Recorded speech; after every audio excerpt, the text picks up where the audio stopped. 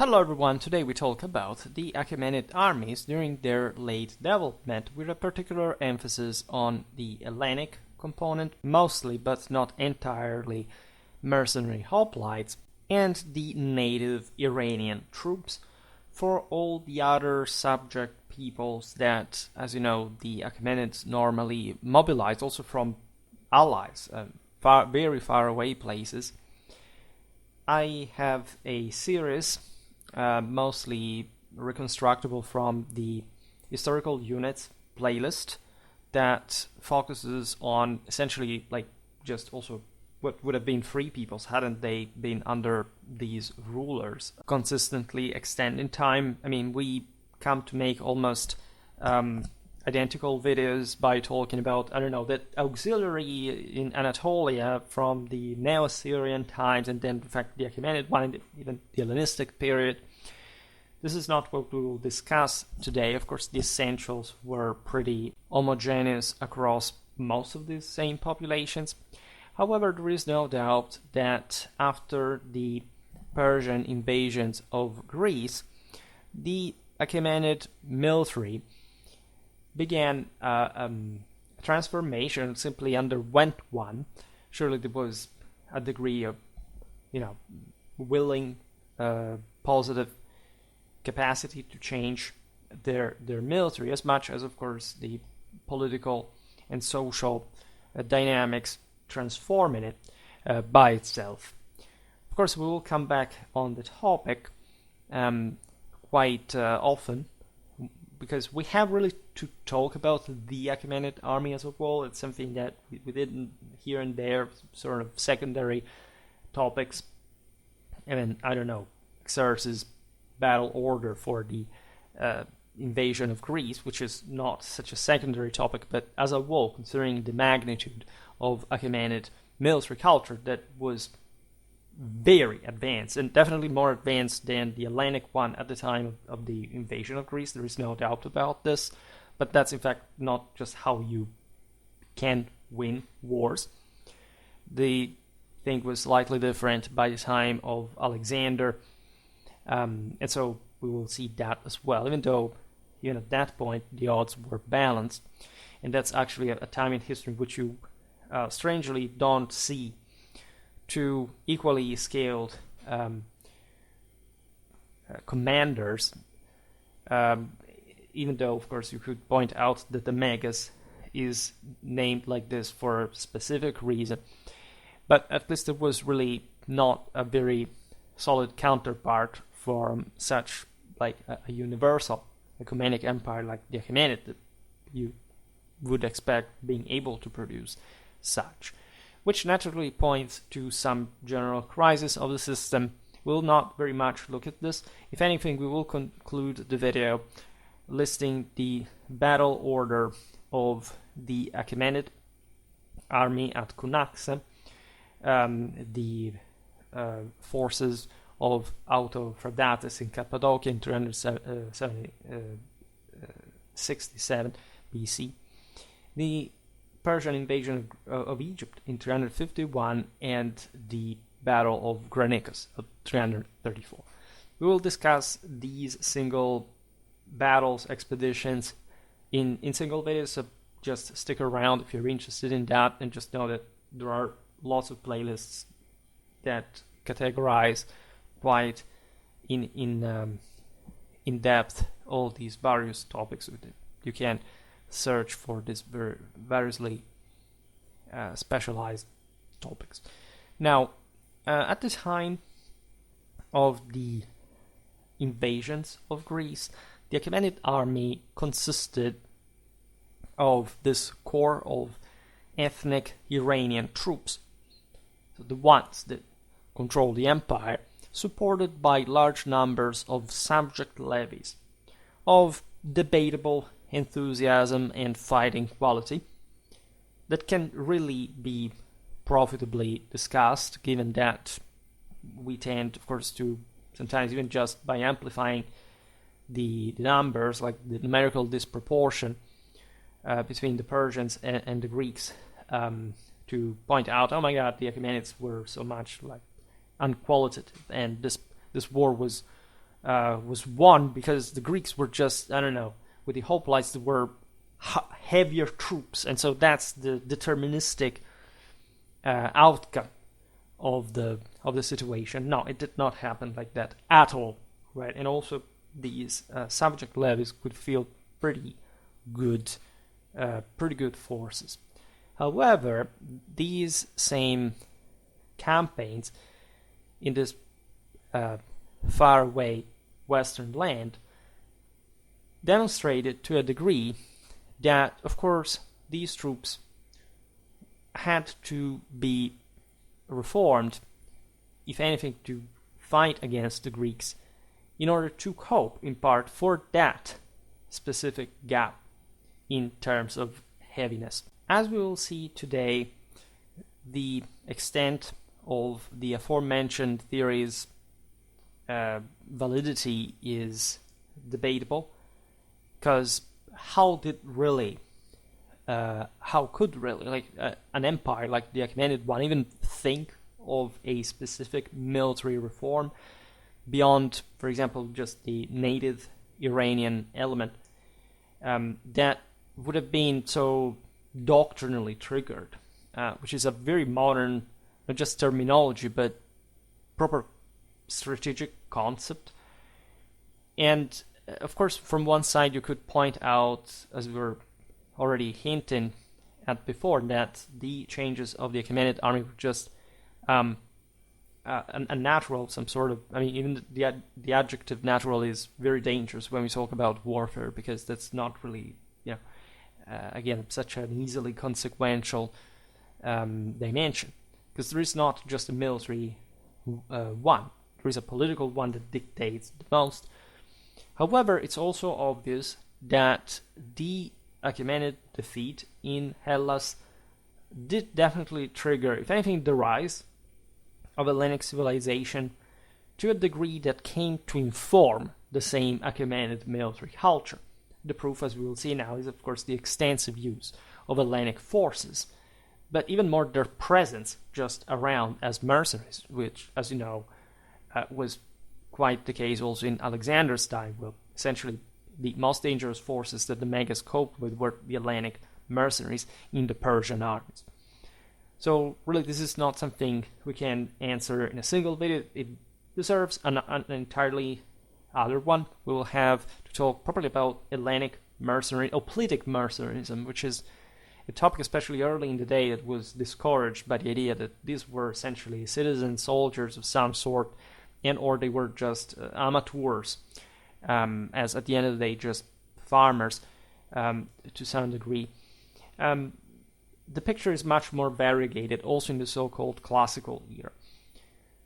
Today we look, as we were saying, just however mostly at this dimension, the Hellenic component in the Achaemenid army, and the changes in the typical Iranian arms and armor, and or also the ones of other subject peoples that could be levied in a more orderly fashion. Because the idea behind this change is that at some point the Achaemenids did sit at a table and began to ponder and planning and enacting the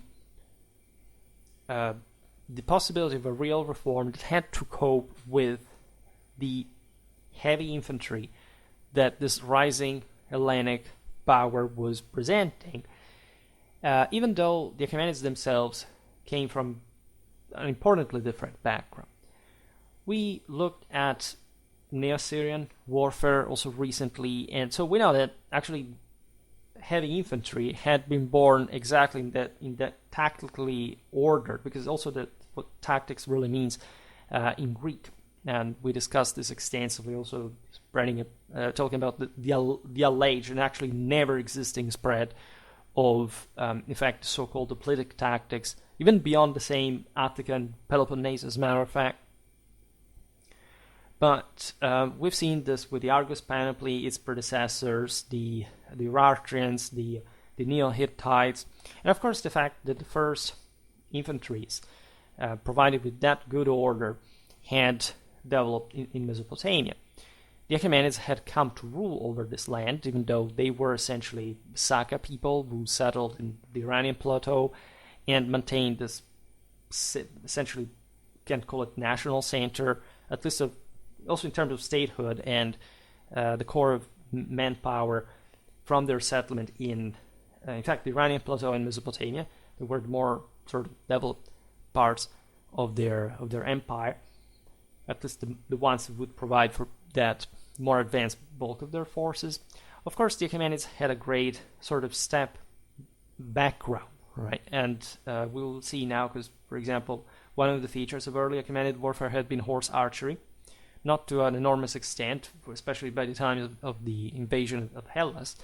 However, we see this, for example, disappearing, so everything looking a bit more typically Levantine and or still sedentary, even as far as the Mashrek is concerned. There were lots of subjects that fought as actually very good medium infantry mountaineers that could make for good infantry, as we're talking about those peoples, the Urartu in the Caucasus, in Anatolia, that they had developed themselves consistent infantry. But it's evident that the Hellenic hoplite came out of a different background, one of a much sort of tougher, cohesive, and heavier infantry, in interest of, say, not much individual fighters, because yes, there start to be mercenaries, professionals that are very good also at single combat, but let's say the main deal was collective, not even training, but at least this cohesion they could maintain. Achaemenid armies were actually much more trained than the Hellenic ones. Also, they were also just much bigger, and they played on basis of combined arms. The Greeks were just gradually developing something more complex, especially, as we used to say, from the Peloponnesian War onwards. Please don't mention me the hoplite heresy, because it's just discovering cold water. We all knew that before. It's just certain essentials are true, and they remained to a degree. Of course, also later, it's always the pretty sterile discussion of half empty, half full glass, right? That it's mostly just a bunch of waste of time to an extent. And other things like, of course, a greater proclivity to single combat, etc., among the hoplites is notorious, but also with more open orders, etc. But we also, when we have other terms of comparisons, like, for example, the Anatolian mountaineers, like, we see that, if anything, that would influence a lot further Hellenic warfare in that direction. It also would, however, remain importantly distinct from that. The Achaemenid strong point definitely were mounted forces. That step bias had definitely reinforced itself, given the important cavalry and chariotry tradition, also of Mesopotamia, even of Persia, especially for the former, and that had truly incarnated this Indo-European signatory over these other populations of the Middle East, capable of mobilizing, in fact, enormous swaths of peoples that just historically the Achaemenids had probably not had the even the necessity of trying to organize in more than just individual contingents for greater expeditions, and trying to uniform them, and or at least to get the best of them to have larger bodies, for example, of heavy infantry, assuming they could even have the resources to train them like that, to actually confer them the same quality that the Greeks, by their own different political and social background, could provide. So that's essentially the question. But the trend is apparent, whereby the Persians attempted to compensate for their inferiority in heavy infantry, which was not the game changer, especially when the Greeks leave their home and they start fighting elsewhere. It's obvious that they were more vulnerable to combined arms tactics and more open ground with more cavalry, especially such a solid Western culture like the Persian one was, that the Greeks did not have, at least to the extent that the same Persians had. But it's not even that. It's not even, again, the single arm. It's, again, the balance that produced that. And as you know, I talked about, for example, Athenian cavalry. It's not like the Greeks did not use cavalry. And actually they were developing it even further. But also that was mostly the product of that political and social balance that probably was occurring also in the Achaemenid Empire towards a greater aristocratization of the system for different reasons and dynamics, which would also conflict, in fact, with the, as we'll see now, slightly controversial idea that, in fact, the Achaemenids could at any point sort of even think to field simply a parallel to Hellenic heavy infantry. It's possible that this was just going under, for example, the famed Immortals were pretty good infantry. They weren't by themselves even as heavy as, say, the Spartans or the Thermopylae. But, for example, we do not hear of them in this later Achaemenid period. We see, as we'll see now, other types of troops that would have essentially compensated for that kind of more orderly heavy infantry force. And we just don't have the terms of comparison here in general numbers and quality. Unfortunately, it's just a big mystery to an extent that we cannot fully solve with the evidence at our disposal. All the Western satrapies of the Achaemenid Empire, so the ones that were also much more influenced by the Hellenic civilization that had also been largely informed by the same, maintained in this later phase of, say, post-Persian wars, a permanent bodyguard of hoplites. All right, so these hoplites were technically, as they could be in, I don't know, among the Syracusan tyrants, like the bodyguards. I will not of a ruler, but essentially of a lord, right? Of a feudal aristocratic leader, as you could approximately define him. I will not talk today about, in fact, the aforementioned vexata question of the not just much the politic heresy, but what is a hoplite? Because we will have surely, I hope at least the time that going on with Schwerpunkt's program cycle, the possibility of looking at this very much in depth. We accept the conventional definition of hoplite, which is also the one that, regardless of any historiographical criticism, everybody still shares. Also, academically speaking, because there is no other. You can look at the degrees by which things could change, but the essence was always the same. At the time of Cyrus' revolt, Cyrus himself had a guard of 300 hoplites under Xenius of Parrhasia, while Tissaphernes had the services of a certain Phalinus, who, according to Xenophon, quote, claimed to be an expert in hoplitic warfare. There is no doubt, indeed, that the Hellenic mercenaries, and in some cases we will see now also levies, because there were Hellenic poleis that were still under the Achaemenid rule, were such a crucial element in the Persian armies. Where a major campaign was expected, these mercenary forces would be very largely increased as well. Because as we will see now, Cyrus had, for example, 10,000 Greeks. In later campaigns in the 4th century BC, it seems that this number even doubled.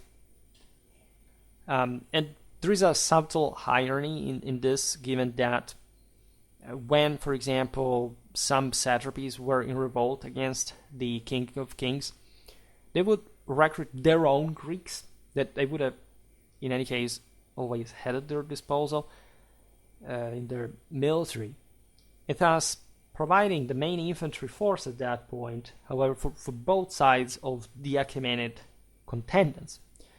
So the Greeks were fighting for the Persians to some extent. This is not really so strange. Of course, we will see now what also the relative proportions we can grasp from the battle orders could be.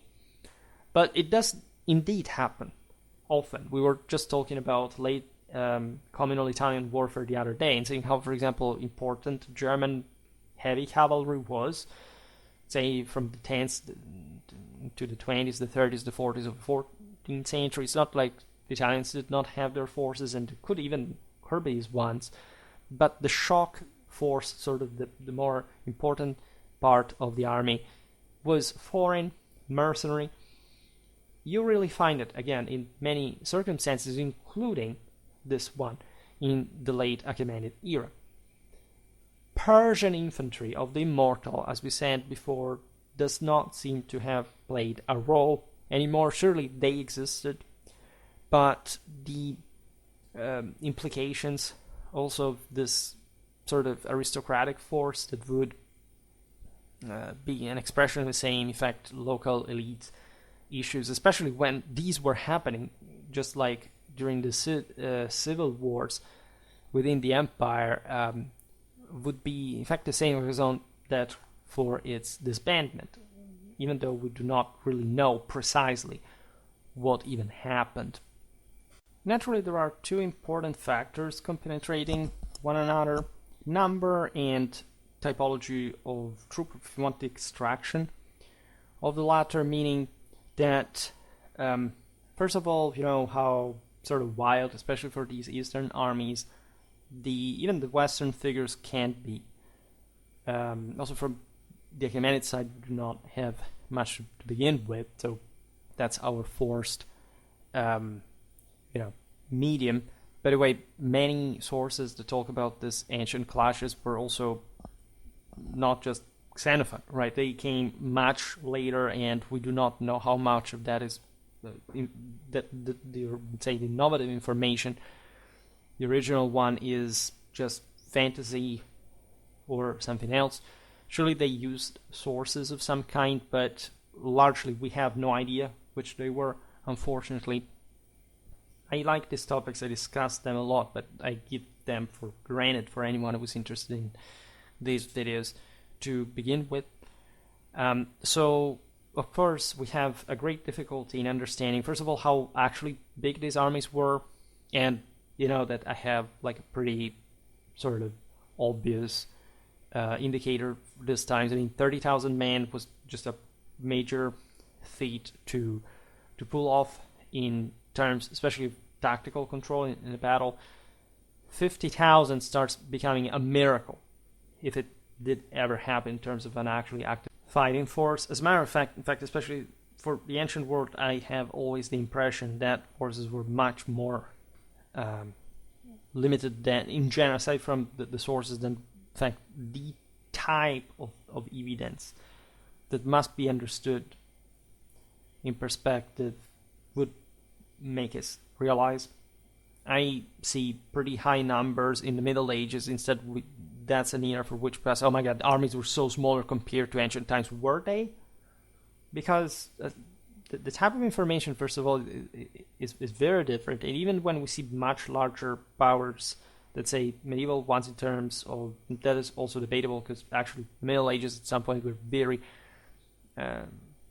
demographically prosperous, and we see pretty relatively contained forces that actually tell you how expansive already numbers like, I don't know, armies of 50,000 men really were, that seem to be, even most of the times, we find them an exaggeration on their own. But I will not digress on this topic. I promised to make a video on it, and I'm actually working on it, but it's such a complex one that encompasses, if you want, just the philosophy of history before then the actual evidence, that I need a bit more talk with you to properly prepare you to that. The other aspect is, what kind of troops are they? Because it's obvious that, say, from an Achaemenid standpoint, especially in the major battles all across the empire during the civil wars, or in Alexander's times, these troops were largely professional.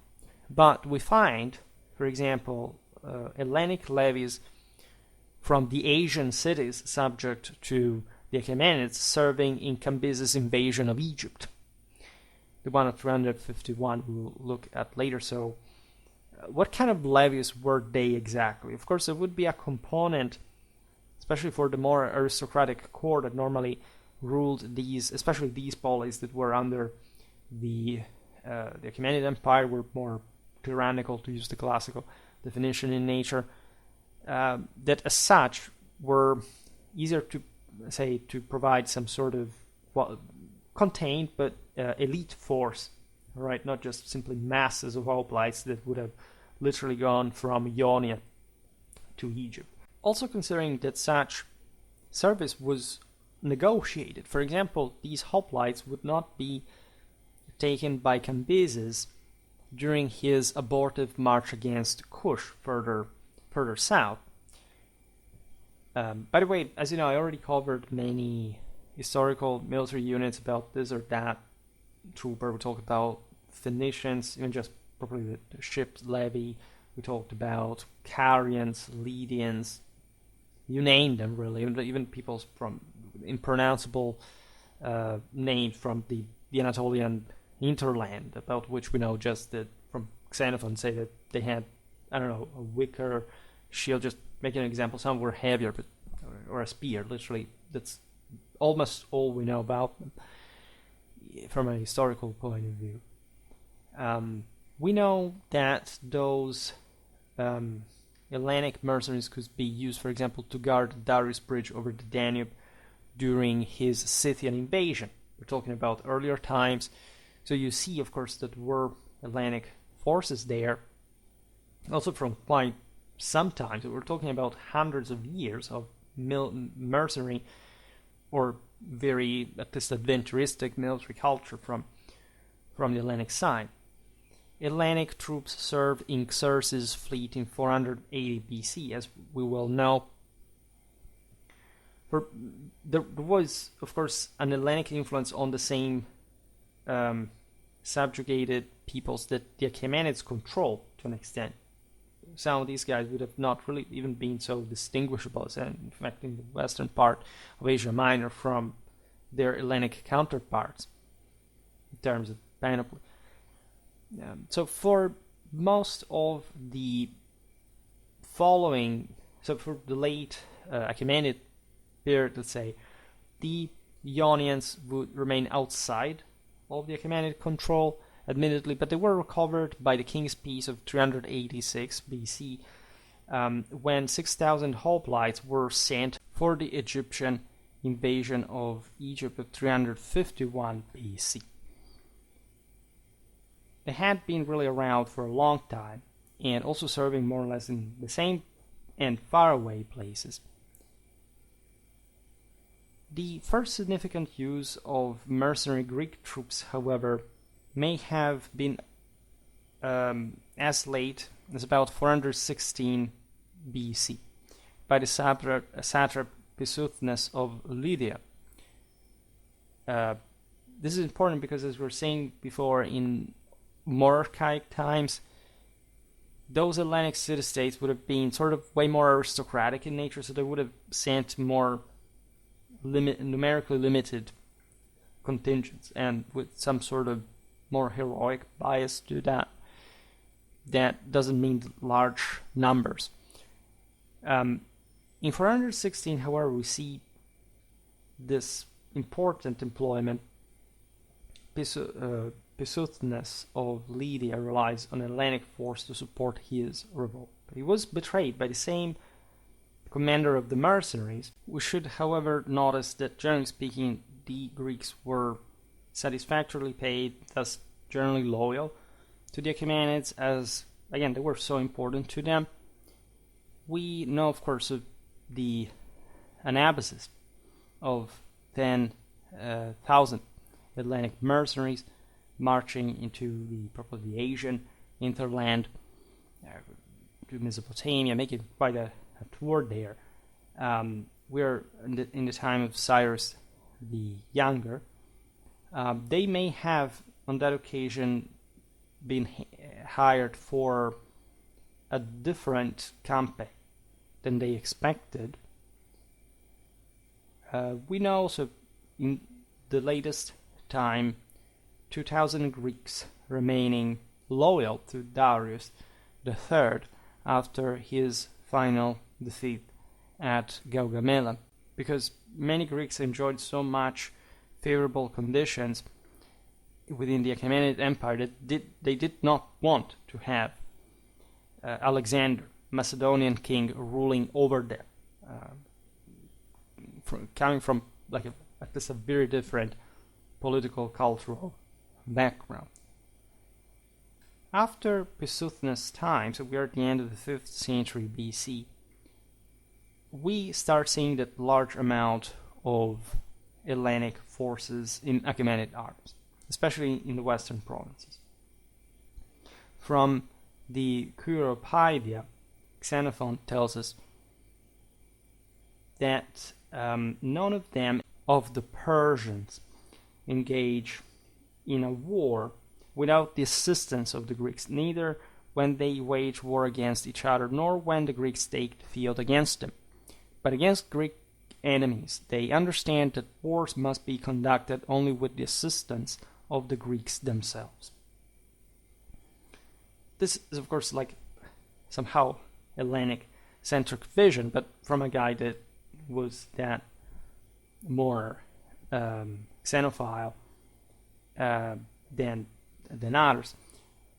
It's important because, of course, the Greeks were that, and Xenophon knows it better as it was with 10,000, that much in need of such forces, were so crucial, at least to the balance of power. We don't have to think in the sense of the Hellenic forces as simply the game changer in absolute terms, and or just they were the only forces that the Achaemenids could employ, or that there was even such a radical divide between the political effectiveness in one of other forces, especially in the very tough grounds of, say, like the open plains of Mesopotamia or the rugged terrain of Anatolia, so that the hoplites themselves, naturally they had, as we'll see now, Peltasts with them at this point. Things were starting to also to differentiate exactly for these theaters more, but in that case the Greeks themselves would hire barbarians, which is interesting. The say heavy infantry is heavy infantry. When you reconstruct battles, the first thing you see is that the sources that we employ throughout basically every era do not tell us, look, this battle was won because this type of heavy infantry was actually better than the other, right? The broader logic is that, if they can hold the line, if they are outflanked, but they find themselves cut off from the rest of the army, if there is some sort of other strange thing occurring, if their leader died. Normally, these are the things that really make a battle, right? Conventionally, heavy infantry, and that's why we call them like this, is heavy infantry. Light infantry, let's say, talking infantry here. Heavy is heavy, light is light. Cavalry is cavalry. Infantry is infantry.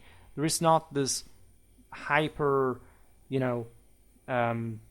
combinable diversification of what an army could be, right? So that also the Greeks fit a general picture, as we will see better now, so from the Iranian side, of heavy infantry development.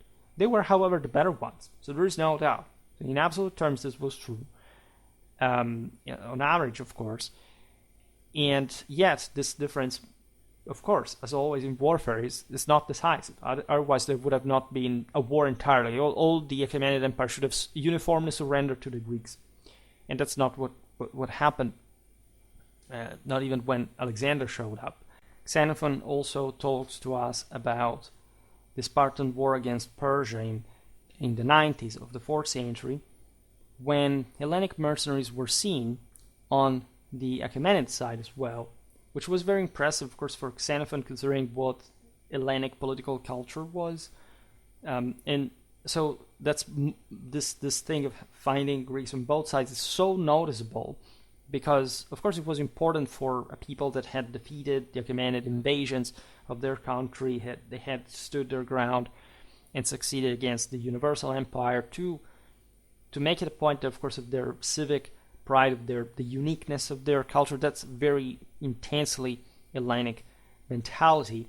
And seeing Greeks fighting for these terrible Oriental tyrants as well. So, in that sense, Xenophon's pages are unforgettable in our Western way of thinking, but we should consider, of course, the presence of, for example, those Hellenic mercenaries in the Achaemenid army is completely normal, even in the moment in which they were used against other Greeks. And this was, again, going on, even though more largely at that point than before, from quite some time. And with protagonists, in fact, that were in fact now loaded in a completely different way compared to also the fact the polis that had been under the empire for quite a while. Forces of 20 or 30,000, as we'll see now in the battle orders, are frequently mentioned in the 4th century Achaemenid army. This is actually a massive amount that seems to make up for the entirety of, at least in this sense, truly of the decisive element of the Achaemenid army. Were these numbers absolutely true, and especially if not seen in comparison to the, say, hundreds of thousands of Kardakes, Iranian forces, non-Hellenic forces at least. So we will see this better. What kind of troops did the Hellenes field in the Achaemenid armies? Well, it seems that most of them were heavy infantry, so respecting more or less the general balance of arms that you see in Hellas themselves. They were the typical Hellenic soldier. Heavy infantry and the particular say compactness of Hellenic forces could be, of course, challenged, as we said before, by terrain, for example, by the greater mobility of the Achaemenid forces. But those, as well, are not decisive factors per se. On the contrary, this heavy infantry was quite effective against the Achaemenids, if anything, because they did not have an equally heavy infantry on their own. Among Cyrus the Younger's 10,000, however, there were lots of Peltasts that were definitely the response to the more difficult situation in the east for a typical hoplitic formation.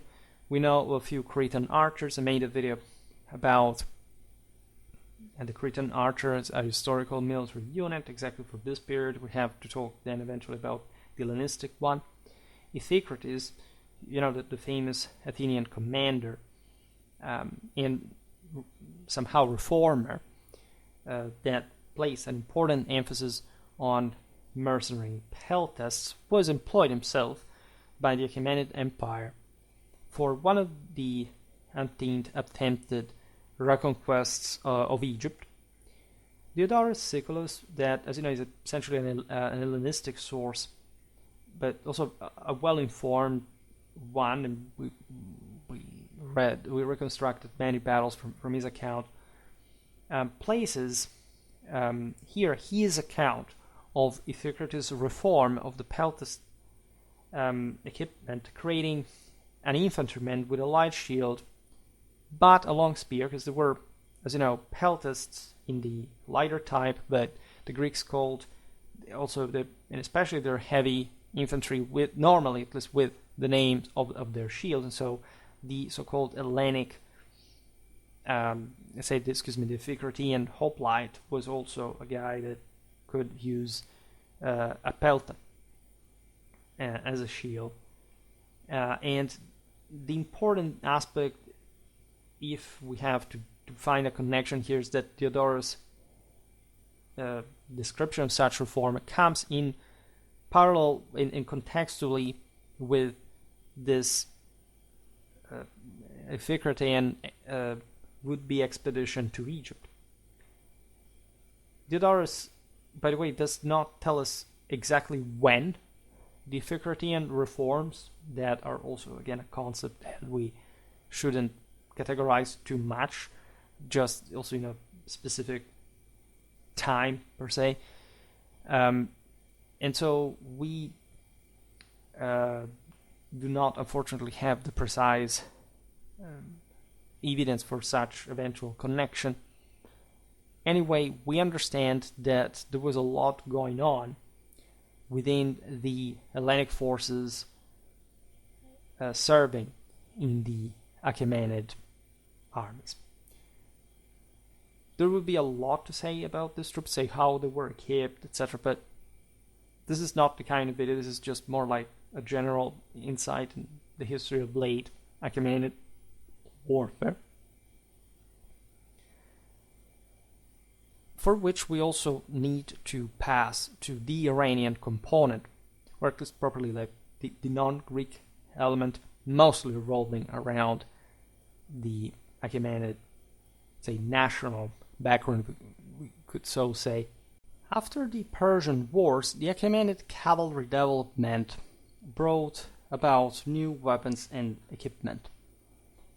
This, as we were saying at the beginning, may have occurred just by a normal transformation of the army per se, but there was something about this that is still quite telling about the backbone of Achaemenid power. As we were hinting at before, it seems that, especially in the western satrapies, horse archery virtually disappeared. This seems, for example, an unnatural phenomenon. I mean, horse archers were available, Scythian mercenaries were pretty much everywhere, but you don't just recruit entire mercenary armies, especially peoples that are importantly more distant. Naturally, in the east, about which we know less, there was a consistent amount of horse archery. Consider that the Achaemenid Empire arrived up to Afghanistan. We will talk about these areas that also in later times, for example, when we talk about medieval Persian warfare, we drew a pretty important divide between Western Iranian and Eastern Iranian warfare, because the latter, say, was much more exposed to Turco-Mongol horse archery, whereas the West had sort of heavier cavalry. This was the case still at this point, aside from the fact that, for example, the steppes were dominated by the Indo-Europeans, as the same Achaemenids were the product of it at this point. Gadal Yama, satrap in 422, still requested arrows in the west, which may have been also just for infantry. Xenophon numerous writings on cavalry, particularly the description based on Cyrus the Younger's bodyguards in 401 BC, speaks only of javelins. Surely there were some archers in Cyrus the Younger's bodyguard. Xenophon, as a Greek, is also quite categorical. Like, he is just, for example, the peoples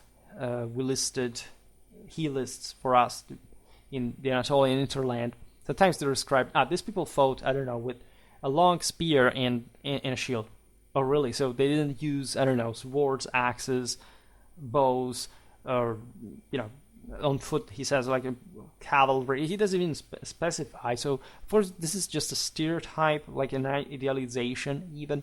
It's not to say that javeliners were not important. As a matter of fact, I think the javelins are an incredibly underrated weapon. I mean, still in late medieval warfare, they killed people with armor. Of course, mostly hitting them in the joints, etc. And this is, say, javelins were pretty much out there. The average sedentary warrior was universally equipped with javelins / spears of some sort, really. So universally often.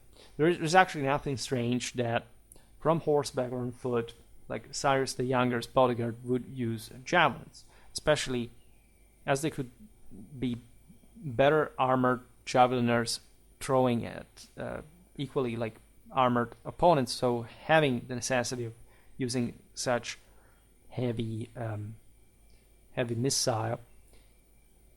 Xenophon thinks highly, by the way, in fact, of these Achaemenid Peltasts javelins, that's the term, in his treaty on horsemanship that we talk when describing, in fact, Hellenic cavalry, because it's the most important source, speaks however, of this rather as a long spear, which tells you also how interchangeable truly the concept of javelin and spear is. So many ways he speaks specifically of 2 palt of cornel wood, which apparently was so much stronger than what at that time the Greeks used. In fact, at the Battle of Dasculion that we made a video on, 396, the Persians fought successfully with their cornel wood javelins, while the Hellenic spears broke too easily.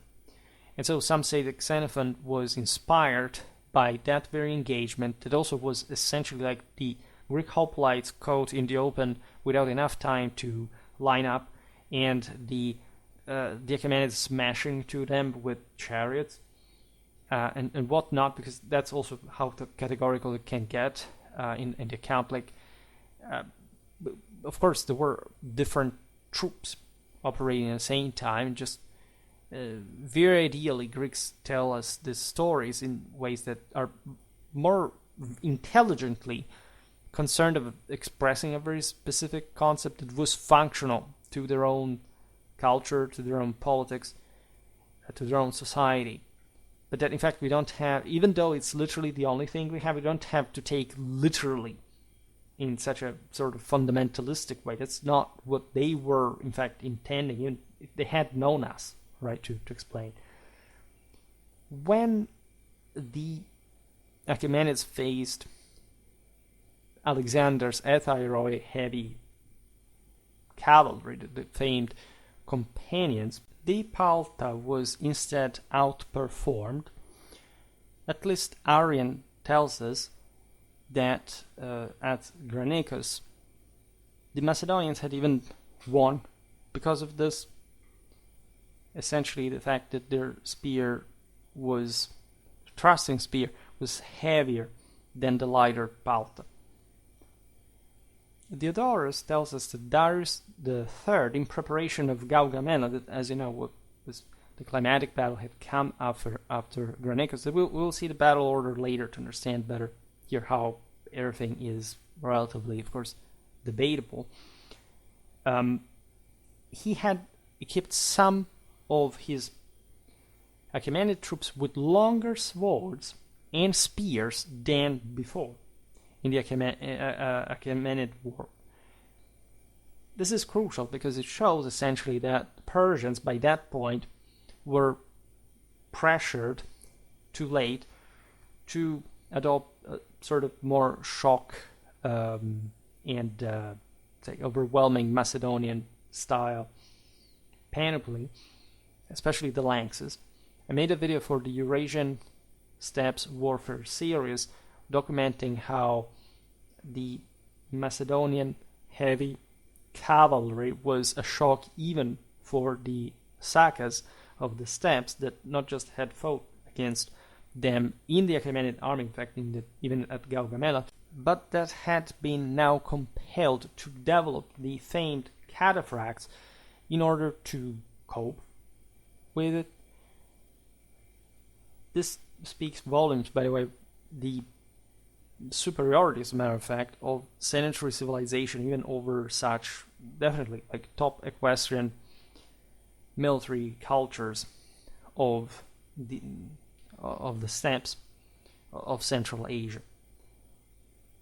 Of course, the Achaemenid military had been the gold standard for centuries in the region, actually multiple regions, and you really have also the Hellenic world surpassing this with Alexander. So it's a long-term process, but it did pass through the gradual gain of the upper hand by the Greeks in the process.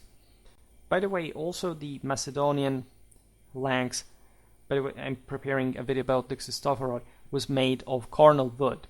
However, it seems that the earlier Hellenic weapon was flimsier. And so initially the Achaemenids had actually developed the same Hellenic armament to gap the inferiority with their own. We know that in late Achaemenid times, Persian cavalry that was really very much like the core of the Achaemenid force, at least in terms of relative superiority, adopted much heavier armor, including partial barding for the horses, which may have been actually, in fact, an earlier thing, but it simply increased as far as we know this time. There would be all the kind of iconographic archaeological evidence. I would make a 6 hours long video just to talk about this. We will at some point do it, especially when we talk about the historical unit time. So that's the reason why I have all this. Okay, we talk about this, but talk about that, because I do really cover everything that depth, but this is not video. In any case, as I was saying before, this transformation may have occurred just because, yes, the art of war was actually accelerating, mounting up in steam. If you look at the previous centuries, like the gradual technological development was much slower, even if for today's standards it seemed like ridiculous, almost imperceptible, but these military forces were really considerable, even starting from this relatively minor changes.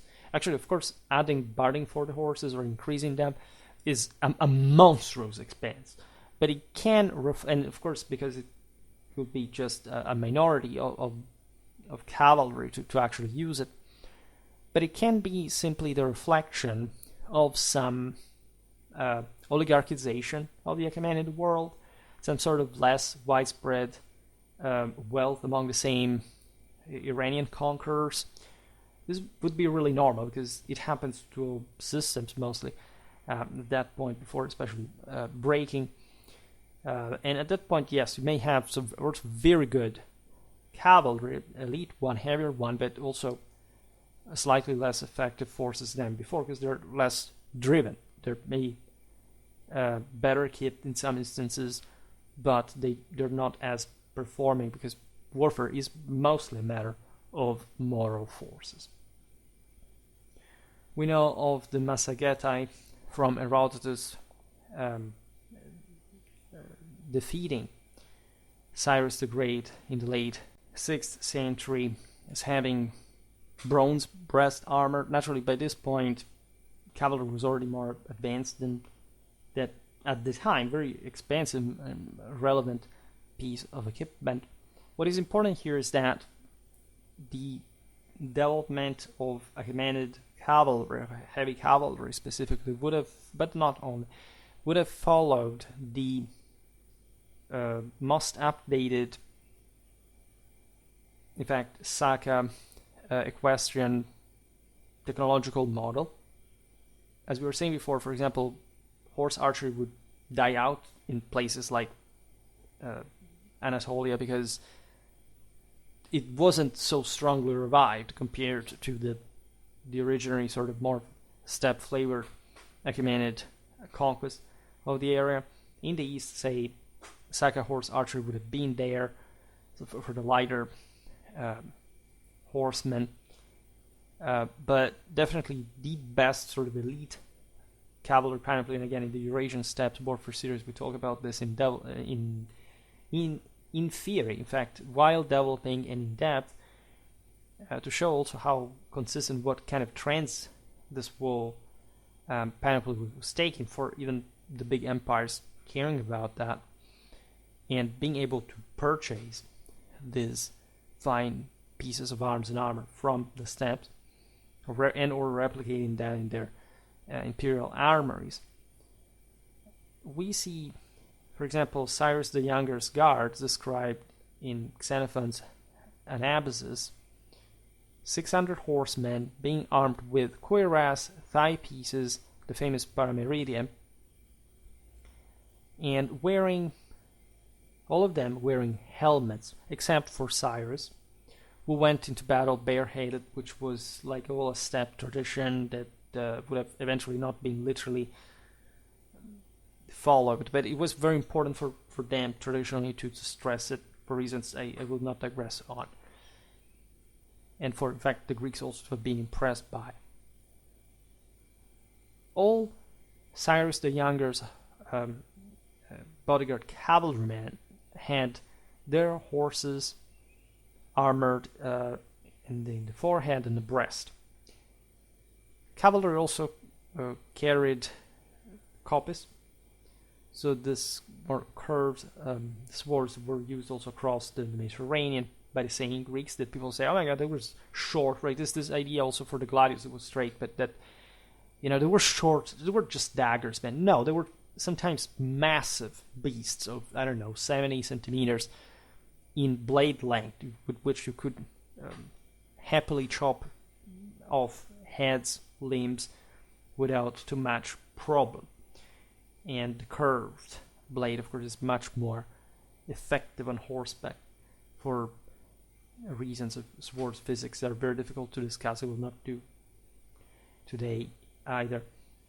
And that yet show also how sort of common even the types of weapons were among these peoples and how shared they were, really. Xenophon also describes Cyrus the Great's guard in the Cyropaedia. So this is modeled after Cyrus the Younger's man. The important aspect is that he had, for this earlier time, that all armor was bronze. The helmets had white crests, and the parapleuridia, so the side pieces of the horse armor, served as thigh pieces for the riders. And there are very interesting reconstructions of how this could be, like with literal wings, like encompassing the thighs starting from the horse barring. But we will see. I made a video about Achaemenid. Heavy cavalry was one of my very early videos, so I could actually make a better one today. So instead of re-uploading, I could simply remake the video at some point when, you know, there's that issue with the images that by the time of which I had, say, improved my content enough, just also in the information, etc. This is relevant because that was a hell of a heavy cavalry. The Greeks did not have this. They had, for example, also among the Macedons, quite highly performing cavalry, was much more spirited and impacting than this one apparently, but these guys did not kid either, and they were that well heavily armored. Now the segmentation proportions, like in the troops, of how many like would have this type or armor or another, unfortunately is not known. But that's something we'll have to discuss in another video as well, telling you how complicated the story is, and so how difficult it is to actually make comparisons. But again, the technical side of the story is not that relevant as the moral one. Infantry, this is actually the most interesting topic, telling the truth. In late Achaemenid times did undergo significant changes, or at least this is what we can see. For certain, it's something, however, that if confirmed would be prospectively more interesting than we see in the cavalry, which is also something you can, relatively speaking, expect. And around which, in fact, much of our assessment of the late Achaemenid, not just military, but also statehood, could be revealed if demonstrable. Let's talk about, first of all, the simpler, sort of more predictable things. And remember that this is just a set of possible changes that may have occurred because of an evidence, say, an iconographic source that exists as opposed to not existing and depicting something that very often is also difficult to understand.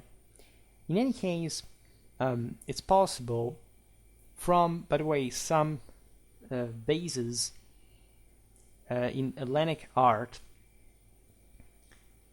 that some Persian archers would be equipped with crescent-shaped shields, which would be the Hellenic peltast that, however, as you know, has a shape that was mostly used by the Thracians. We'll talk about I talk about the Peltasts, so we talk about the Peltasts to some important degree, and there would kind of mutuation could there be? We talked specifically about the Thracian-Hellenic relation. With the Achaemenid one, it's a bit more complicated. We see this also relatively early in time, around the 60s of the 5th century. It may have been even an earlier thing. These shielded archers are not associated in the same art with the typical sort of classical age Achaemenid sparabara that are fundamentally spearmen with shields. We'll talk about them more in depth, because the sparabara are not even that often represented in this later phase. The idea is that this crescent shielded archer type may be going parallel with an actually lightening of the same infantry at large. So rather than being some complementary force to sparabara units that surely existed and surely would have used archers in some way, they would have also operated increasingly on their own, essentially as, the Peltasts would do, in fact, in Greece, given that they are archers not really engaging in the same way, especially against hoplites, even though there is evidence of a lot of pretty harassing archery. The 10,000 knew something about this during their, mountainous adventures, trying to get out of that situation. Those archers were really excellent for, attacking them, especially when they were not formed as a phalanx, etc. So it is something. In other words, these archers could have even attacked into hand-to-hand combat. Some of them were surely equipped with enough secondary weapons and even armor to a lesser extent, even though they were very light, very fast, very agile for that matter. Xenophon noticed. For just engaging to hand-to-hand combat. From the end of the 5th century, we also see for the first time Achaemenid slingers, which of course doesn't mean that there weren't slingers before, but it may correspond to some increase due mostly to anti-armor needs against the same Hellenic hoplites. We see these slingers coupled with archers acting as skirmishing light infantry rather than some combined arms, sort of again missile plus a heavy infantry kind of interaction. They would have been used like that as well. However, this is the picture that we are gradually getting here, especially from the Western filter. Some more tactically surgical intervention, combined arms for sort of more hand-to-hand, as we'll see now, combat with against the hoplites. Also, like often on tougher terrain than the ones that were habituated to fighting. So one that would have reduced the same Achaemenid need to use like fully fledged like formations that would have had this massive show off of combined arms with lots of infantry, so heavy infantry supported by lots of missile to employ in climatic battles. And so the same slingers and archers supporting this, as we'll see now, more agile but still consistently heavier infantry to catch especially the hoplites off guard when, say, they were crossing passes, were not information, because this is, as we've seen in the video about the Peltasts, the best way to engage hoplites, to kill lots of them, right, with this humble Peltast. So having the need to come closer to them, which is also in open field, is more difficult to do. We do not really see a lot of sling evidence here and there.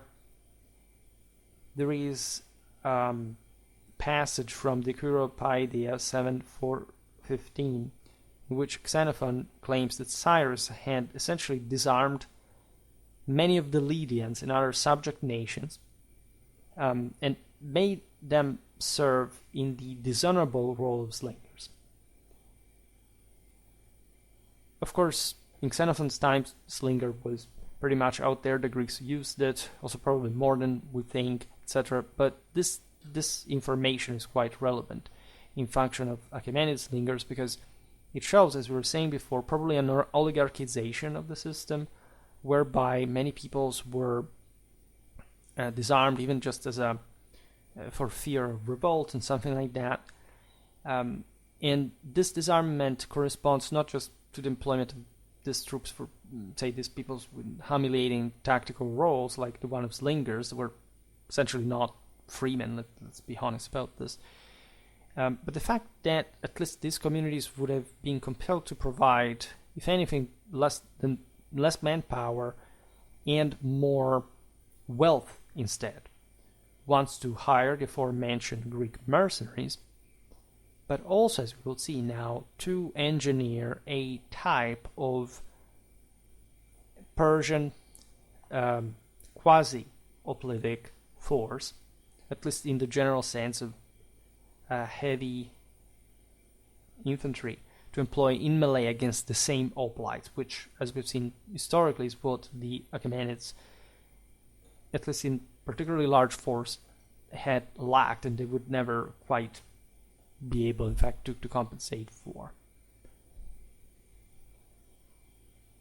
The most enigmatic of the later Achaemenid infantry troops are, in fact, this apparent product, the Kardakes.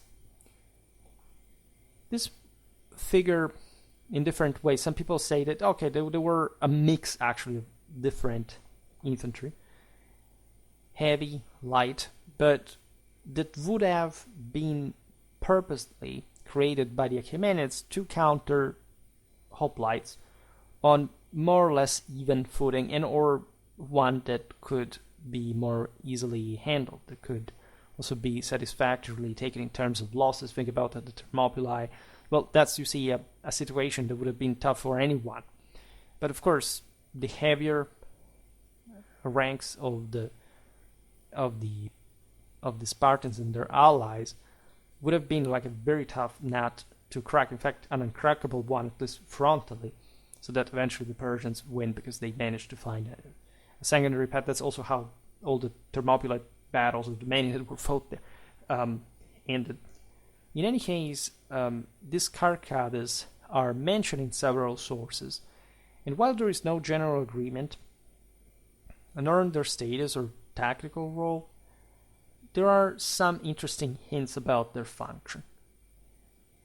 First of all, the etymology of Kardakes stems from, apparently, someone who's manly and warlike in spirit. Strabo, so a later source, offers it to us. This is Strabo 15:3-18. Some said, okay, the Kardakes were actually the Kurds. However, as we'll see now, there were too many numbers to have been them.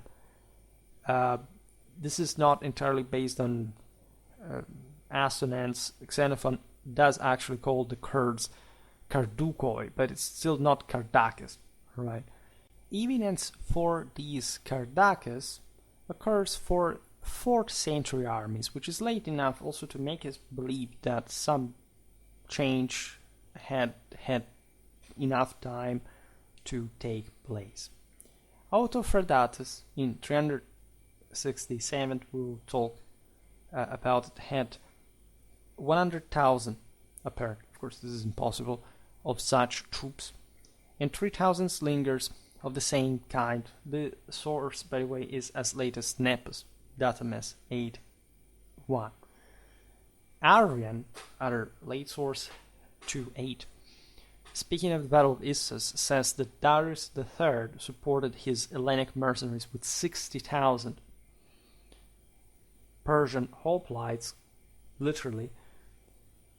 So not Hellenic hoplites in Persian service, but literal Achaemenid, say, hoplites. Remember that hoplite is just in Greek like the standard, as Arrian writes, in heavy infantry. They would call legionnaires like that as well. And Kardakes is the name of these guys. Half on each of their flanks. All right. This is actually the only connection that we have between the Kardakes and some sort of hoplitic panoply. Always remember that the fact that these guys could be equipped in a hoplitic fashion, even assuming that this would have been specifically influenced by the Greeks, meaning that hoplitic, remember, means just heavy infantry, doesn't mean that these guys fought as hoplites in the sort of classical hoplitic sense at all. All right, these are two very different things. There was no such thing happening. This is absolutely certain. You could have seen them even equipped just like hoplites, but they would not fight like those. Still, however, they were heavy infantrymen capable of taking on hoplites into hand fighting. Polybius, that at least is still a particularly later source, but not as late as Nepos or Arrian, discusses the battle account of Issus by the contemporary writer Callisthenes. And he says, in the Histories 12:17-7, that the mercenaries were drawn up with the Peltasts next to them in a line reaching to the hills. And so, historiographically, it's being interpreted as if the Kardakes were Peltasts. And I will not explain now like all the various scholarly points, but they weren't Peltasts at all, because Alexander's heavy cavalry first of all charges them. So people went as far as saying, but the author is wrong, it's just a mistake. No, right? Because the Peltasts in Callisthenes, first of all, are not supposed to be the same Kardakes at all. His description of the Peltasts formed next to the Hellenic mercenaries, reaching as far as the hills, is not, by the way, even what Arrian's Kardakes split in two bodies on both flanks of the mercenaries really means. There is Curtius' description, again, later source of the battle, that speaks of two bodies of infantry, one of 20,000, mentioned next to the Greeks, right, so the actual hoplites, and one of 40,000 next in line. And when you combine this, the strength of these two corps, you realize that it matches with Arrian's, one of Kardakes' hoplites. So the position of the second fits with that of Callisthenes' Peltasts. This poses a problem, as you understand, because it's possible that, say, if the first body was composed of Kardakes' hoplites, the second of the familiar certain Achaemenid Peltasts, we could accept it. However, Alexander would have not charged such, Peltasts, so what's the point? So those Kardakes would have not quite been hoplites.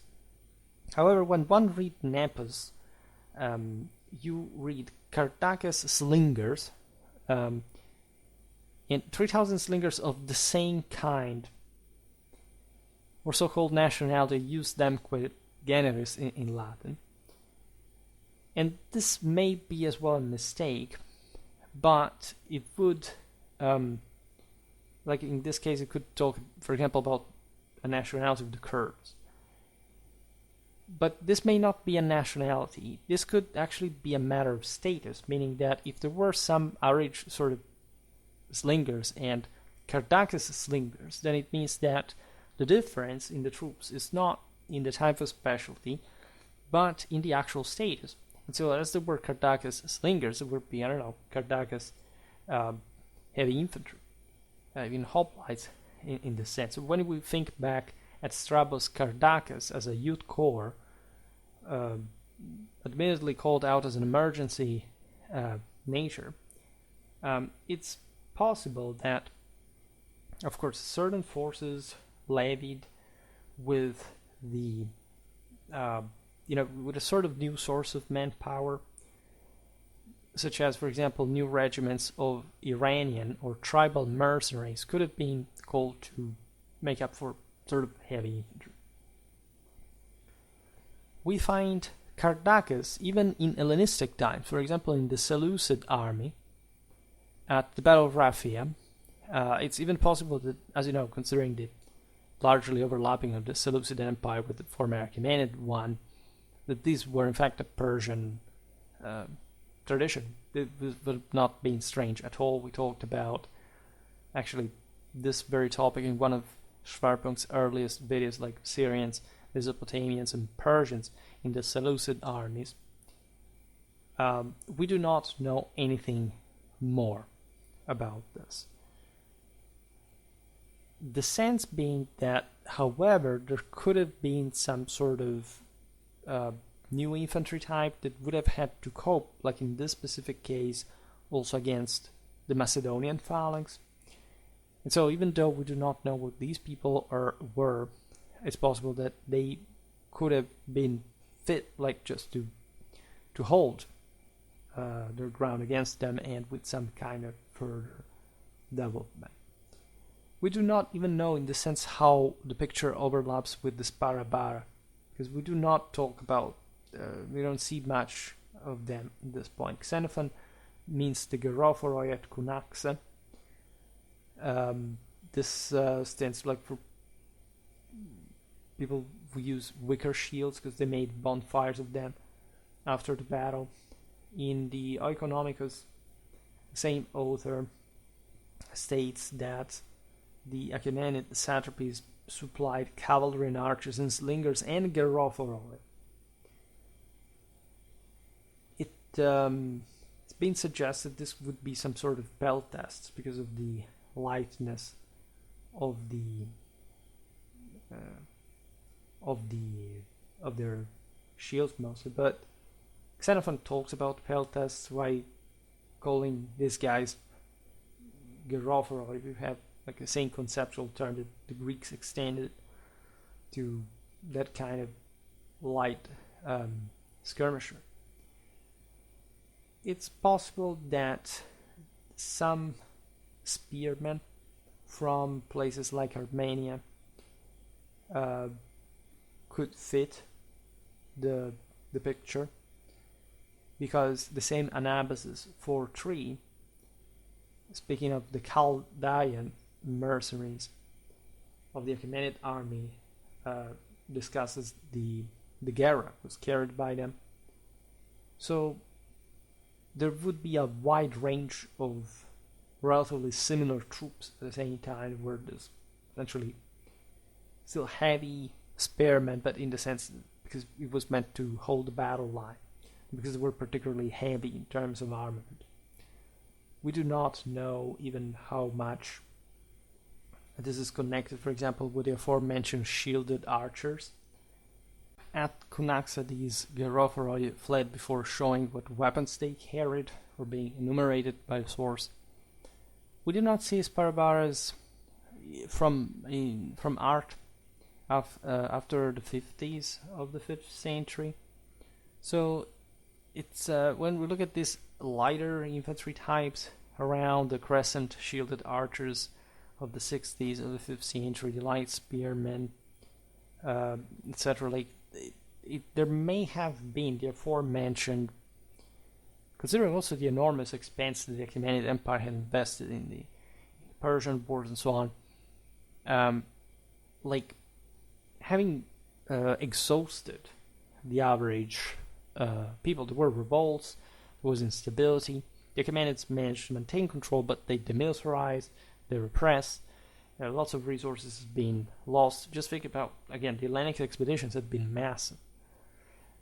So the idea is that even though there could have been those Kardakes in later emergential moments, like levies to stiffen the ranks, and or some other force like say the Immortals or the Sparabara or something, say along the same ranges in the in the quality of in the Achaemenid army.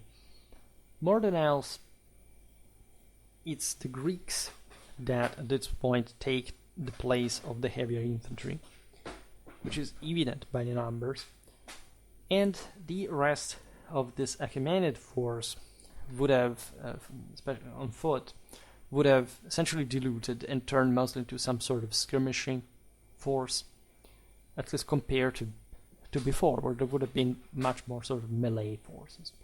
And or, again, some regiments, some forces being increasingly modeled alongside the pattern of maybe the same hoplitic training and equipment, albeit fighting differently. Say it just has heavy infantrymen, but as we've seen here, there wasn't just like a massive fort from the Achaemenid side to field who knows which kind of heavy infantry from their side.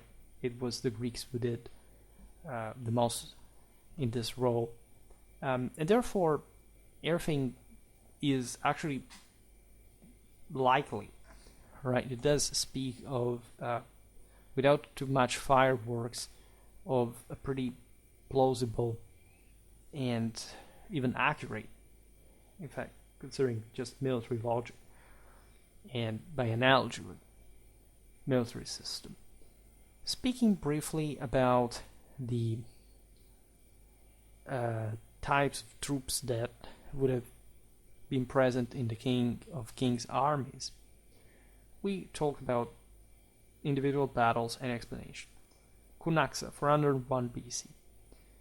Xenophon gives us an idea of the forces in the battle. This is, by the way, Anabas's 1.278. Cyrus' army was made up of Hellenes and Asians.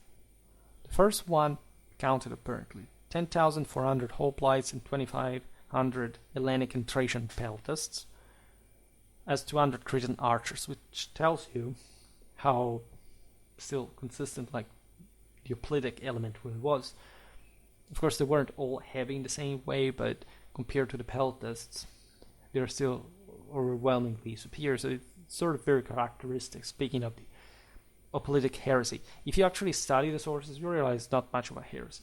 However, the Greeks really fought, that we'll never fully know. Like the major indicators are pretty clear. Like we don't have to squeeze our brains too much to try to sort out millimetrically how the thing was, and otherwise claiming, oh my god, nobody knows. There's no way of knowing. No, there is pretty concrete way of knowing. This evidence is pretty clear, because everything is plausible from these sources. Like it, we can find, I don't know, the mistake, the exaggeration, the misunderstanding, but everything still fits as a whole in a pretty sort of kind of obvious way, just for what the author would have thought of those words. Like it, I shall again discuss also this aspect in the philosophy of history, how we are the paranoid skeptics that have always to deny everything because we want to self-sabotage and destroy other people's achievements. But sources at the time were not made from those standpoints, right? People were very different. Now, again, from Cyrus' side, at Cunaxa, you have the Asian force that, remember, this is supposed, the Greeks are alongside them, and you have this 100,000 total, which would be something like, I don't know, almost 10 times more the Greeks, which proportionally sort of makes sense, right? So that actually Xenophon may be increasing the actual number of, say, Hellenic forces,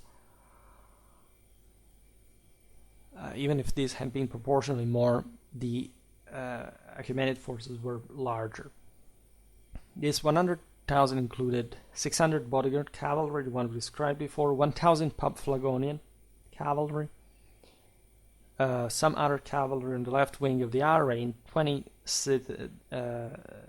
chariots that at the Sculion, you see, could do really a lot. even when there were less. Now, Artaxerxes' army at the same battle was claimed to be 1,200,000 men. And you see, why would Xenophon say this? Because of course he was seeing things from a filter. It's not like he's not objective. In his way, he was being objective. Because these numbers meant something, right? That we lost the meanings of, such as not inflating numbers just because they wanted to show how more important the actual engagement would be, also in the outcome and so on. But because there was still a plausibility within not just say the greater size, but the fact that this world had produced, and this enormously resourceful one, that spoke of, in fact, of the great resources, of great potential the Achaemenid had. In this army of Artaxerxes, you find these 200-sided chariots, albeit only 900,000 men and 150 chariots were actually present according to him. The following units are also recorded from the left wing: armored cavalry under Tissaphernes. There were enough men to charge through 2,500 Peltasts. And surely there are at least 500 with whom he fled to the king. And then the Gerrhophoroi we were talking about before. They are possibly some sort of lighter version of the Persian Sparabara because of this dilution of the backbone of the Achaemenid military at this point. We see, however, also Egyptian hoplites and other cavalry and archers, perhaps 6,000 cavalry as the one is mentioned around the king under Artaxerxes, that are described in Plutarch's Artaxerxes as leader of the Cadusians. We know of Carian camp followers, according to the same source, javelins, taking part in the fighting as well. So again, it's not important how many these people really were, but how the sources, especially Xenophon, of course, segments them, right? What this could really mean. Autophradates in Cappadocia, 367 BC. Here we have actually Nepos, Life of Datames 8.2. Speaking of this this army that Autophradates had used to campaign against Datames' rebellion in Cappadocia, leading 20,000 cavalry and the following infantry: 100,000 Kardakes. So these troops are central in some way. And they seem some sort of rank and file infantrymen.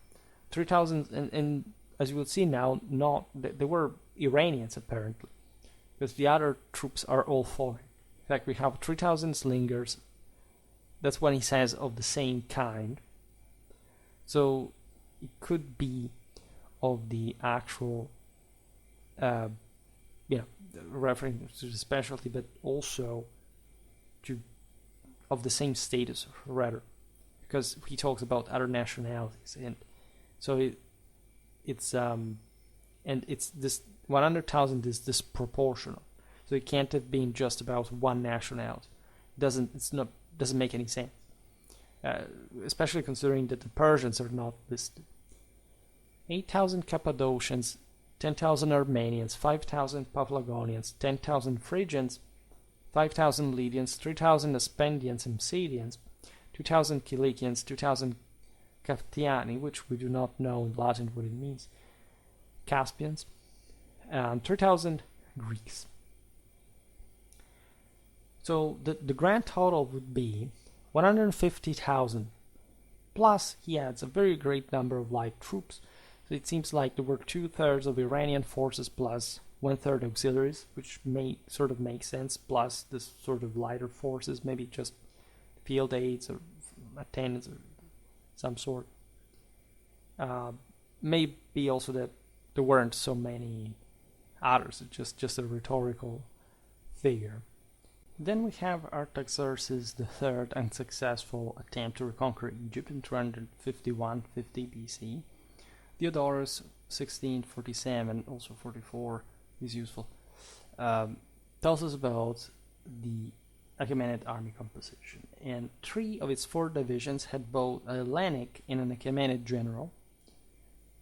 So this tells you, by the way, how relevant we're really shortly before Alexander's conquest, right? So you see that the Greeks are really already that skilled and competent. There is even probably a role of command that the Achaemenids give them for this expedition. The Greeks had been used as mercenaries in Egypt from a very long time, and this may have been an additional reason why the Achaemenids were even technically sort of more distant from that place than the Greeks, especially considering that the latter came much more swiftly by sea. So there are lots of different considerations. Nevertheless, the army unusually included a substantial force of Hellenic citizen troops, which means that it came straight from Hellas, and specifically Thebes and her allies.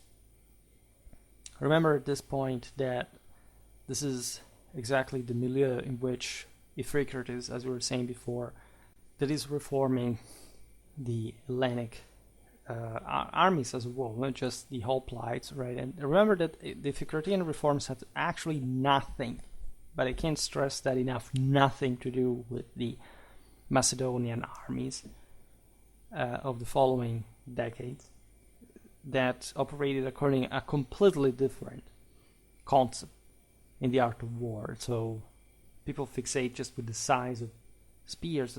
That's nothing to do with that. But I made a video on the Iphicratean reform as well that explains the subject matter. This forces are listed in this way, like Lacratis. So these are the 4 divisions, respectively. Lacratis with 1,000 Theban hoplites, Rosakis with barbarian cavalry and infantry. Remember, this is an Hellenic source speaking. So it refers to, say, barbarians in a sort of generic sense. Of course, like even the Achaemenids would have been barbarians for the Greeks. Nevertheless, Diodorus is also more like in a Hellenistic context, so it actually speaks in a different way.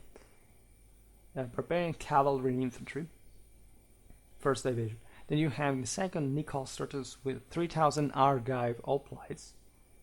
Aristoxenus, this is the Achaemenid commander. By the way, Rosakis too is the Achaemenid commander with the barbarian cavalry and infantry. So these would have been,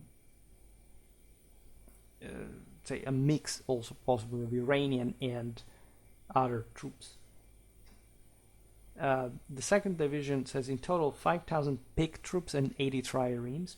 The third division, Mentor and Bagoas, with 6,000 hoplites from the Hellenic cities, subject to the king in Asia, plus barbarians and ships. King Artaxerxes in reserve with the rest of the army. Alright? This is also interesting because they operated sending the Greeks ahead with heavier forces, whereas the Achaemenids presumably maintained also that very strong cavalry contingent that required lots of logistical support, and for this reason it was kept also in reserve, because it couldn't simply arrive and find what to sustain itself of, or could be harassed without further support. So it's a very clever way of using strategic, or other than just a tactical reserve. Then, speaking of the Granicus, 334 BC, we do not actually have a detailed list of the Achaemenid forces that engaged at Alexander's first victory at the Granicus. Arrian 114 says that the Achaemenids had, however, 20,000 cavalry, and nearly that number of Hellenic mercenary infantry. Diodorus 1719 says over 10,000 cavalry and at least 100,000 infantry. Diodorus also identifies the contingents of the cavalry line as follows, starting on the left wing. And the numbers we know, so we have Memnon with his own contingent, Arsames with the Cilicians, Arcitis with the Paphlagonians, Spithrobates with the Hyrcanians, there are 2,000, Mithridates with royal kinsmen are 40, then other peoples, the Maids with 1,000, troops, Realmetries with 2,000 and 2,000 Bactrians. Now there are some other issues regarding like which troops were there or not, who commanded them, etc. It's not so crucial. What we see, however, is a pretty functional, synergic, and somewhat like effective mix of forces. Like considering their background, the possible specialization, like how they were balanced up, they were pretty good armies. Except showing this increased Achaemenid reliance on Hellenic forces, which is not really the proof of some independent capacity to cope now with an Hellenic enemy that, albeit, of course, these troops fighting eagerly against him, would have eventually taken over this very forces as a whole. So there is an important divide. It's not like the Achaemenid armies in Alexander's times were not good, but of course they were crushed, and Alexander literally took over the entire system. So even if it was a divine endeavor, this also signifies, of course, a collapse from the other side that was built along all these battles and victories. Speaking of the Kardakes that conclusively we have assessed having possibly been also some type of heavier troops, but likely also following the pattern of gradual weakening, let's say, compared to previous barbarous times, due to the general oligarchization of the Achaemenid society and the general depauperation and disarmament of the various subject peoples, may have surely adopted sort of lots of weapons and equipment from the same Greeks, but that remain a general puzzle for anyone to contemplate. If you Google, I was doing it today because I'm always searching for pictures, of course, and you will find pretty interesting miniatures of the Kardakes with essentially like, and you can see it also from the pictures I inserted it here because that's also what they're mostly taken from, ideally. From Alexander's sarcophagus that shows that something that can be just an artistic license, but indeed those Achaemenid pajama-like, troops that, however, are equipped with an opulent, an aspis. Actually, we'll say you can't say opulent because, well, it's a metonymia. You can't say opulent without, let's say, considering of course the whole armament, still realizing that the shield was sort of the most specifically from an Hellenic perspective, the most important part. Does it make sense? It kind of does, because obviously if you know, especially that the Greeks are that good at hand-to-hand fighting, have tough infantries, they are really coming from a culture that has cultivated that in a way you haven't, because you do not have the social background to have an hoplitic phalanx on your own. You can actually appreciate, instead, the capacity of some people to be equipped like that. And truly, this type of forces, I think they existed. I think they were at least I mean, that existed, it's sure, but that they really had a very consistent type of, let's say, that they were relevant. There were surely heavy infantrymen that were equipped more like the Hellenic way among the same Achaemenid infantrymen, heavy infantrymen, that they did exist. One could, unfortunately, that's more or less all what we literally know about this, aside from, of course, there are more, again, iconographical and archaeological evidences to browse, but overall, they may not mean much at all, right? They may simply illustrate a situation that, for the rest, we do not understand any better in a statistical sense. This is unfortunately the limit of such evidence of archaeology in general. What else to say? Well, more or less, while we highlighted the entire point, and everything we said about the possibility, again, of this Kardakes infantry to have acquired that, you see, we've seen it even for later expeditions with less auxiliaries, for example, and more apparently, I say Iranian to say this, essentially Persian national backbone that mostly provided with the more motivated ruling force, right, of the empire. In fact, a more compact force, something that you could deploy in say with even less numbers, but some that sort of would be able to offer that bulk of resistance, of counter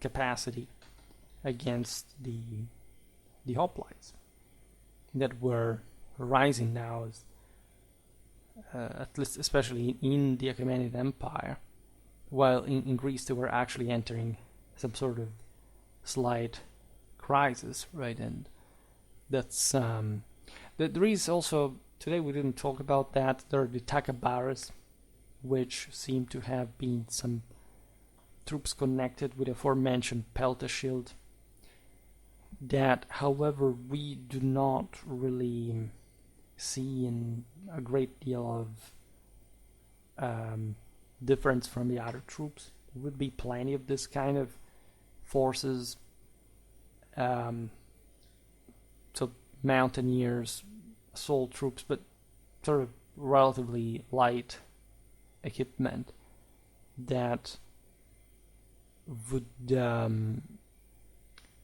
characterize, if anything, Achaemenid warfare throughout all its existence without too many specificities.